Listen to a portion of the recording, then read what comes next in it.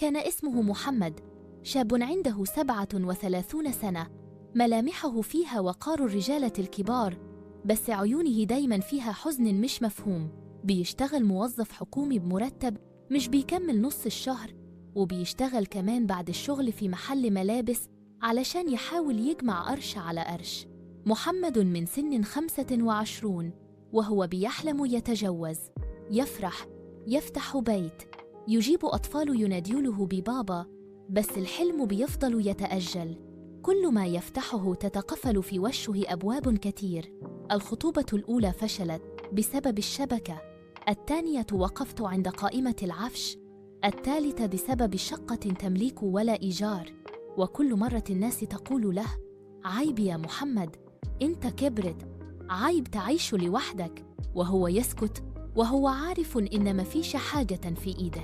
كان بيعدي من قدام قاعات الأفراح كتير، يقف للحظات يبص على الناس وهي بترقص، ويتخيل نفسه مكان العريس، بس بعد لحظة يكمل طريقه والدمعة في عينه بتتكلم بدل ما هو يتكلم.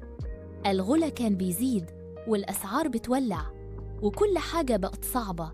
الشبكة بقت جرامات ذهب، الشقة إيجارها بيعدي نص المرتب، الناس عايزة عريس جاهز بكل حاجة. وفي وسط ده كله كانت قلوب الشباب بتتعب والنفسية بتنهار. محمد زي كتير غيره بدأ يحس إنه تأخر، إنه ناقص، إنه فشل في نظر المجتمع، رغم إنه ما عملش حاجة غلط. كل ذنبه إنه تولد في زمن صعب.